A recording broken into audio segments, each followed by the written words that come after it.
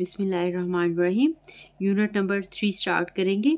Name है matrices and determinants.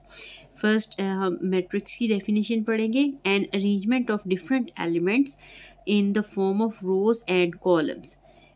Arrangement है ये एक डिफरेंट सारे एलिमेंट्स के जिनको हम रोज़ और कॉलम की फॉर्म में अरेंज करते हैं। अभी मैं आपको बताऊंगी ये रोज़ और कॉलम क्या है। विद इन स्क्वायर ब्रैकेट्स, ये जो बड़ी ब्रैकेट्स होती हैं, ठीक है, इनको हम स्क्वायर ब्रैकेट्स कहते हैं। यानी नंबर्स की अरेंजमेंट जो रोज़ और कॉलम की फॉर्म में हो और बड़ी ब्रैकेट के स्क्वायर ब्रैकेट के अंदर लिखे गए हों, तो इसको हम मैट्रिक्स कहते हैं। It is denoted by capital alphabet, और इसको हम कैपिटल अल्फ़ाबेट के साथ डिनोट करते हैं। सपोज जैसे ए मैट्रिक्स हमने लिया है, इजी फॉर एग्जांपल के लिए लिखते हैं 107 एंड -4। इसमें देखें ये नंबर्स की अरेंजमेंट है, दो तरह की अरेंजमेंट है। एक तो इसकी ये हॉरिजॉन्टल अरेंजमेंट है, ठीक है।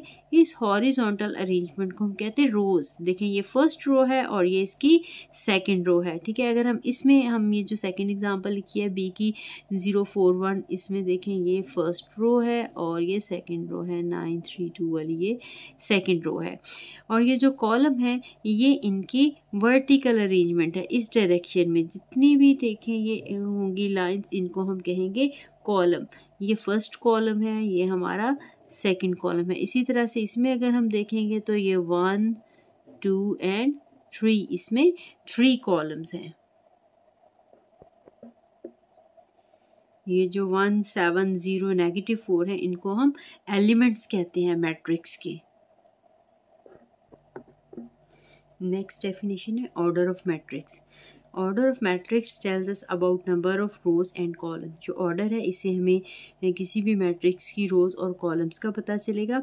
अगर हमने किसी भी मैट्रिक्स को ऑर्डर लिखना होगा तो हम इसकी पहले नंबर ऑफ रोज लिखेंगे, फिर हम क्रॉस का सिंबल लगाएंगे, फिर नंबर ऑफ कॉलम्स लिखेंगे, ठीक है। आपने हमेशा इनकी तरतीब का ख्याल रखना है, ठीक है। क्योंकि मैथमेटिक्स की जो लैंग्वेज है वो इंग्लिश वाली डायरेक्शन में है, तो आपने इसीलिए जो लेफ़्ट साइड पे है वो नंबर ऑफ रोज़ लिखने हैं और राइट साइड पे नंबर ऑफ कॉलम। अगर आप उर्दू में भी कभी पढ़ रहे हो तो हमेशा हमने लिखना इसी तरतीब से है।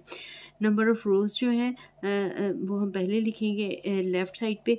अगर देखें हमारे पास एग्ज़ाम्पल है, अगर हमारे पास ए मैट्रिक्स दिया हुआ है 0419332, इसमें आप देखें नंबर ऑफ़ रोज़ कितनी है 1 एंड 2। तो पहले हम नंबर ऑफ़ रोज़ लिखेंगे, उसके बाद कॉलम 1, 2 एंड 3। तो हम क्रॉस का सिंबल लगा के 3 लिखेंगे। इसको हम 2/3 कहेंगे। आपने इनको मल्टीप्लाई करके 6 नहीं लिख देना, ठीक है। इसको एज इट इज़ ही 2/3 रहने देना है। नेक्स्ट डेफिनेशन है रो मैट्रिक्स और कॉलम मैट्रिक्स की। A matrix having only one row is called a row matrix. यानी कोई भी ऐसा मैट्रिक्स जिसमें रो सिर्फ एक हो उसको हम रो मैट्रिक्स कहेंगे। जिस तरह से एग्जांपल दी है, एक मैट्रिक्स है 1 0 5 4 और बी दिया है 5 और 1। देखिए इसमें रो जो है वो एक ही है, कॉलम 1 2 3 और 4 है। इसी तरह से बी में रो एक ही है लेकिन कॉलम इसमें 2 है। तो कॉलम की पे कोई रिस्ट्रिक्शन नहीं है, कॉलम जितने मर्जी हो, लेकिन रो अगर हमारे पास एक ही है तो ऐसे मैट्रिक्स को हम रो मैट्रिक्स या रो वेक्टर भी कहते हैं।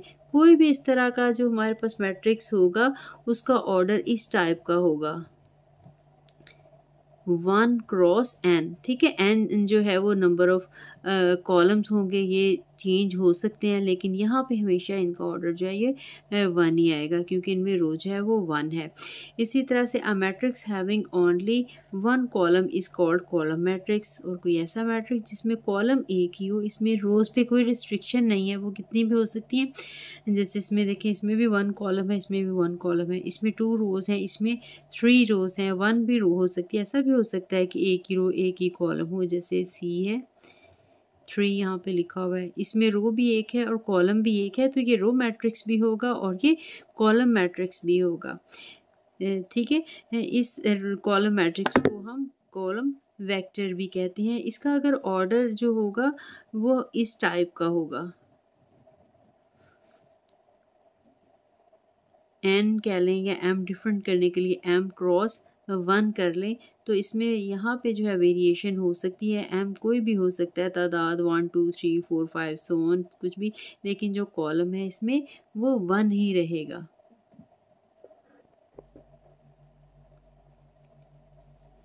नेक्स्ट डेफिनेशन है स्क्वायर मैट्रिक्स की। The matrix in which number of rows is equal to number of column is called square matrix. यानी ऐसा मैट्रिक्स जिसमें कॉलम और रोज की तादाद एक जैसी होगी उसको हम कहेंगे स्क्वायर मैट्रिक्स। जैसे मैंने मैट्रिक्स दिया है, इसमें देखें रोज भी 2 हैं और कॉलम भी 2 हैं। या हमारे पास बी जो है मैट्रिक्स, इसमें 1 ही रो 1 ही कॉलम है, और सी दिया हुआ है इसमें 3 कॉलम्स हैं और 3 ही रोज हैं। तो ऐसा मैट्रिक्स जिसमें इक्वल होंगी इनकी तादाद वो स्क्वायर मैट्रिक्स कहलाएगा। इनका ऑर्डर जो होगा उसको हम 3/3 कहने के बजाय सिंपल हम 3 भी कह सकते हैं। जैसे हम कहेंगे square matrix of order 3, that mean उसका ऑर्डर जो है वो 3/3 है। जनरली हम इसको 3/3 कहने के बजाय सिंपली हम 3 कह देते हैं, या कोई भी और कहना हो। Square matrix of order n mean n/n, ठीक है। नेक्स्ट डेफिनेशन है rectangular matrix. The matrix in which number of rows is not equal to number of columns is called rectangular matrix. यानी ऐसा मैट्रिक्स जिसमें इक्वल नहीं होगी तादाद रोज़ और कॉलम की उसको हम रेक्टेंगुलर कहेंगे। यानी अगर तादाद जो है वो एक जैसी है, कॉलम और जितने कॉलम हैं उतनी ही अगर रोज़ हैं, तो फिर वो स्क्वायर मैट्रिक्स है। लेकिन अगर डिफरेंट होंगे रोज़ और कॉलम्स की तादाद, तो फिर हम इनको रेक्टेंगुलर मैट्रिक्स कहेंगे। जैसे कि मैंने एग्जांपल दी हुई है, इसमें देखें जो है वो 2 कॉलम्स हैं लेकिन रो 1 है, इसमें रो 2s हैं लेकिन कॉलम 3 है। कोई भी ऐसा मैट्रिक्स जिसमें कॉलम्स और रोज़ डिफरेंट हो तादाद में, तो इनको हम रेक्टेंगुलर मैट्रिक्स कहेंगे।